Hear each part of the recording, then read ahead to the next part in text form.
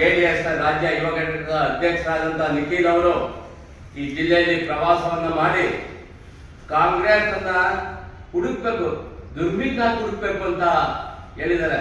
ಅವ್ರ ಇತಿಹಾಸ, ಕಾಂಗ್ರೆಸ್ ಇತಿಹಾಸದ ಪುಸ್ತಕವನ್ನು ತೆಗೆದು ಓದಕ್ಕೆ ಕೇಳ್ಬೇಕು ಅವ್ರಿಗೆ. ಯಾಕೆಂದ್ರೆ ಅವ್ರಲ್ಲಿ ಹಿರಿಯರಿದ್ದಾರೆ, ಅವ್ರ ತಾತ ತಂದೆ ಅಲ್ಲ, ಆ ಹುಡುಗನ್ಗೆ ಪಾಠ ಹೇಳ್ಕೊಡ್ಬೇಕು. ಯಾಕೆಂದ್ರೆ ಆತನಿಗೆ ಇತಿಹಾಸನೇ ಗೊತ್ತಿಲ್ಲ. ನಮ್ಮ ತಾತ ಪ್ರಧಾನಿ ಆಗಿದ್ದು ಕಾಂಗ್ರೆಸ್ ಪಕ್ಷದಿಂದ ಅಂತ ಗೊತ್ತಿಲ್ಲ, ಅವ್ರ ತಂದೆ ಮುಖ್ಯಮಂತ್ರಿ ಆಗಿದ್ದು ಕಾಂಗ್ರೆಸ್ ಪಕ್ಷದಿಂದ. ಅದೆಲ್ಲವನ್ನು ಮರೆತು ಬಾಯಿಗೆ ಅಂತೇಳಿ ಏನನ್ನು ಮಾತಾಡಿಕೊಟ್ಟಿದ್ದಾರೆ. ಈಗಾಗಲೇ ಅವರು ಕೋಮುವಾದಿ ಬಿಜೆಪಿ ಪಕ್ಷದ ಒಂದು ಅಡಗಿನಲ್ಲಿ ಇವತ್ತು ದೋಣಿ ಇದ್ದಂಗಿತ್ತು, ಆ ದೋಣಿ ಮುಳುಗೋಗಿದೆ. 2018ರಲ್ಲಿ ಎಷ್ಟು ಸೀಟ್ ತಗೊಂಡ್ರು JDS, ಪ್ರಸ್ತುತ ಕಳೆದ ವಿಧಾನಸಭಾ ಚುನಾವಣೆಗೆ ಎಷ್ಟು ತಗೊಂಡಿದ್ದಾರೆ ಅದನ್ನ ಲೆಕ್ಕ ಹಾಕಿದ್ರು. ನಾವು 138 ಪಕ್ಷದಲ್ಲೂ ಸೇರಿ 138 ಜನ ಶಾಸಕರಿದ್ದಾರೆ ನಮ್ಮ ಸರ್ಕಾರದಲ್ಲಿ. ಆಮೇಲೆ ಕಾಂಗ್ರೆಸ್ ದಿವಾಳಿ ಆಗ್ಬಿಟ್ಟಿದೆ. ಏನ್ ದಿವಾಳಿ ಆಗಿದೆ? ಇದಕ್ಕೆ ಕುಮಾರಸ್ವಾಮಿ ಮೈತಕ್ಕೆ ಹೋಗಿದ್ರ ಈ ರಾಜ್ಯದಲ್ಲಿ ಅಂತ ಇಲ್ಲ, ಅವ್ರ ತಂದೆ ಕೇಂದ್ರ ಸಚಿವರ ಹತ್ರ ಹೋಗಿದ್ರ, ಅಯ್ಯೋ ದಿವಾಳಿ ಆಗ್ಬಿಟ್ಟಿದೆ ಸ್ವಾಮಿ, ನಾವು ಬದುಕ್ತಾ ಇಲ್ಲ ಈ ರಾಜ್ಯದಲ್ಲಿ, ನಾವು ದಯಮಾಡಿ ಬಂದು ನಮ್ಮನ್ನ ಸಲಿಗೆ ಸ್ವಾಮಿ, ನಮ್ಮ ಊಟಕ್ಕೆ ಅಂದ ಇಲ್ಲ ಸ್ವಾಮಿ ಅಂತ ಹೋಗಿದ್ರ. ನನ್ನ ಸರ್ಕಾರ ಸುಭದ್ರವಾಗಿದೆ.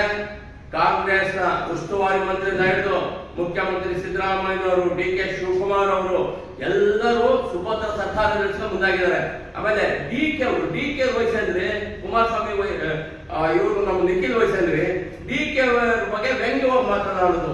DK ಅವರ ಇತಿಹಾಸ ಗೊತ್ತಿದೆಯಾ?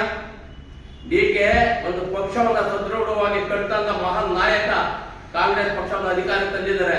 ಇವರೆಲ್ಲರೂ ಯಾವತ್ತೂ ಸಂಪೂರ್ಣವಾಗಿ ಸರ್ಕಾರವನ್ನ ಸದೃಢವಾಗಿ ನಡೆಸುವಂತ ತಾಕತ್ತು ಇದೆ. ಆ ತಾಕತ್ತು ಇವತ್ತು ನಾವು ಚಾಲನೆ ಮಾಡಿರ್ತೀವಿ. ಇವತ್ತು ಏನು ಅವ್ರ ತಂದೆ ಲೋಕಸಭಾ ಸದಸ್ಯರು ಗೆದ್ದಿದ್ದಾರೋ ನಮ್ಮನ್ನ ಧೂಳಿಪಟ ಮಾಡ್ಬಿಡ್ತೇವೆ.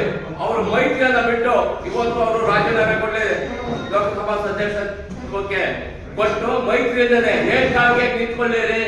ಈ ಕಾಂಗ್ರೆಸ್ ಈ ಜಿಲ್ಲೆಯಲ್ಲಿ ಎಷ್ಟು ಸದೃಢ ಇದೆ ಅಂತ ಕಲ್ಸ್ಕೊಳ್ತೀವಿ ನಾವು ಅವ್ರಿಗೆ ಪಾಠನ. ಆದ್ರೆ ನಿಖಿಲ್ ಅವ್ರಿಗೆ ಹೇಳ್ತೀನಿ, ಮಾಡಿ ನಿಮ್ಮ ಪಕ್ಷ ಸಂಘಟನೆಗೆ ಹೊರಟಿದ್ರೆ ಮಾಡಿ, ಆದ್ರೆ ನನ್ನ ಪಕ್ಷದ ನಾಯಕರುಗಳ ಬಗ್ಗೆ ತೇಜವಾದ ಹೇಳಿಕೆಗಳು ಕೊಡೋದು, ಬಾಯಿಗೆ ಅಂತ ಹರಿಬಿಡೋದು. ಕೆಲವು JDS ಅವರು ಏನಂದ್ರೆ, ಈಗ ಉದಾಹರಣೆಗೆ ಮೈಸೂರಲ್ಲಿ ಕಾರ್ಖಾನೆ ನಿಂತೋಗಿತ್ತು. ಇವತ್ತು ನಮ್ಮ ಸರ್ಕಾರ ಬಂದ 50 ಕೋಟಿ ರೂಪಾಯಿಗಳನ್ನ ಕೊಟ್ಟು ಆ ಕಾರ್ಖಾನೆಯನ್ನು ಪ್ರಾರಂಭ ಮಾಡಿ ಆ ಭಾಗದ ರೈತರಿಗೆ ಅನುಕೂಲ ಮಾಡಿಕೊಂಡಿದೆ. ಪ್ರಸ್ತುತ ಈಗಾಗಲೇ ನಮ್ಮ ಮುಖ್ಯಮಂತ್ರಿಗಳು 20-25 ಕೋಟಿ ಸಹಾಯಧನವನ್ನು ಕೊಟ್ಟು ಒಪ್ಕೊಂಡಿದ್ದಾರೆ. ಯಾತಕ್ಕೋಸ್ಕರ? ಈ ಜಿಲ್ಲೆಯ ರೈತರ ಅಭಿವೃದ್ಧಿಗೋಸ್ಕರ ಅವರು ಕೂಡ ಒಪ್ಕೊಂಡಿರೋದು. ಇವ್ರು ಯಾವ ಶಾಲೆಗೆ ಈಗಾಗಲೇ ಆ ಶಾಲೆಯ ಬಗ್ಗೆ ಕುಮಾರಸ್ವಾಮಿ ಹೇಳ್ತಾರೆ, ಏನ್ ಇವ್ರ ಅಪ್ಪಾಸ್ತಿ ಅಂತಾರೆ. ಯಾರ ಅಪ್ಪಾಸ್ತಿ? ಈ ಜಿಲ್ಲೆಯ ರೈತರ ಆಸ್ತಿ. ಇವತ್ತು ಶಾಲೆ ಮುಚ್ಚೋಗ್ತಾ ಇದ್ದಂತ ಶಾಲೆಯನ್ನ ಪುನರಾರಂಭ ಮಾಡಿ, ಯಾಕೆ ಅದಕ್ಕೋಸ್ಕರ ಅಲ್ಲ, ಅದನ್ನ ಮಾಡ್ತಾ ಇರೋದು ಮೈಸೂರಿನ ಸಕ್ಕರೆ ಕಾರ್ಖಾನೆಯ ಪ್ರೌಢಶಾಲೆ ಅಂತ ಬರಲಿ ಅನ್ನೋ ಒಂದು ಹೆಸರುಗೋಸ್ಕರ ಇವತ್ತು ನಮ್ಮ ಸರ್ಕಾರ, ಅಲ್ಲಿನ ಅಧ್ಯಕ್ಷರು ಎಲ್ಲರೂ ಶ್ರಮ ಪಡ್ತಾ ಇದ್ದಾರೆ. ಇವ್ರು ಬರೋದು ಏನೋ ಎತ್ಕಟ್ಬಿಡೋದು, ಆಯ್ತಪ್ಪ ನಮ್ಮ ಸರ್ಕಾರ ದಿವಾಳಿ ಆಗಿದೆ, ಏನು ನಾವು ಕೊಡುಗೆನೇ ಕೊಟ್ಟಿಲ್ಲ. ಇವ್ರು ಏನ್ ಕೊಡುಗೆ ಕೊಟ್ಟಿದ್ದಾರೆ ಅವ್ರ ತಂದೆ ಕೇಂದ್ರ ಸಚಿವರಾಗಿ?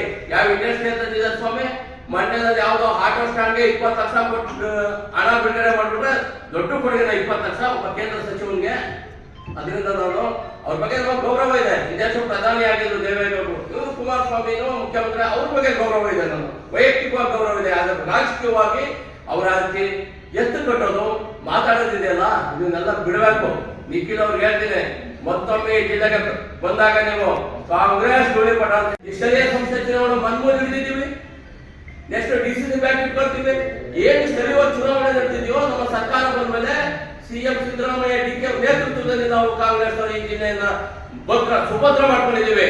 ಅದನ್ನ ಬಿಟ್ಟು ಇವರು ಬಾಯಿದೆ ಅಂತೇಳಿ ಹರಿಬಿಡೋದನ್ನ ಕಡಿಮೆ ಮಾಡಿ, ಕೆಲವು ಸೋತಂತ ಹತಾಶೆಯ ನಾಯಕರು JDS ಅವರು ಮಾಜಿಗಳು ಏನೆಲ್ಲ ಆಲೆ ನಿಖಿಲ್ ಹೇಳ್ತಾರೆ, DC ತಮ್ಮಣ್ಣವ್ರಿಗೆ ಸಹಾಯ ಮಾಡಿ, ಆಲೆ ಸುರೇಶ್ ಗೌಡ ಮಂತ್ರಿ ಮಾಡ್ಬಿಟ್ಟಿದ್ದಾರೆ. ಇವತ್ತು ಬಜೆಟ್ ಕಳ್ಳೆ 28 ಮುಂದಿನ ಚುನಾವಣೆಗೂ ಈ ರಾಜ್ಯದಲ್ಲಿ ಕಾಂಗ್ರೆಸ್ ಸರ್ಕಾರ, ಸಿದ್ದರಾಮಯ್ಯ DK ನೇತೃತ್ವದಲ್ಲಿ ಕಾಂಗ್ರೆಸ್ ಸರ್ಕಾರ ಬರುತ್ತೆ ಈ ರಾಜ್ಯದಲ್ಲಿ. ಅದರ ಅರಿವಿನ ಮತ್ತೊಮ್ಮೆ ಅವರು ಮರುಕಳಿಸಿದೆ. ಆದ್ರೆ ಅವರ ಒಂದು ಭಾವನೆಗಳನ್ನ ಬಿಡ್ಲಿ ಅಂತ ಹೇಳಿ ನಾವು ಈ ಪತ್ರಿಕಾಗೋಷ್ಠಿ ಮುಖಾಂತರ ಅವ್ರಿಗೆ ಒತ್ತಾಯ ಮಾಡ್ತಾ ಇದ್ದೀವಿ.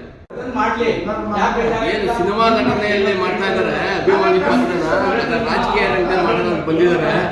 ಯಾರೇ ಅವರಿಗೆ ಆ ಒಂದು ಪಾತ್ರವನ್ನು ನಿರ್ವಹಿಸಿ 3 ಕಡೆ ಸೋಲನ್ನು ಒಪ್ಪಿದ್ದಾರೆ. ಅದರಿಂದ ಅವರು ಅಭಿಮನ್ಯು ಪತ್ರ ಪಕ್ಷ ಸಂಘಟನೆ ಮಾಡ್ಲಿ, ಬೇಡ ಅಂತ ಹೇಳಲ್ಲ. ಆದ್ರೆ ಅಭಿಮನ್ಯು ಪತ್ರ ಬೇಡ.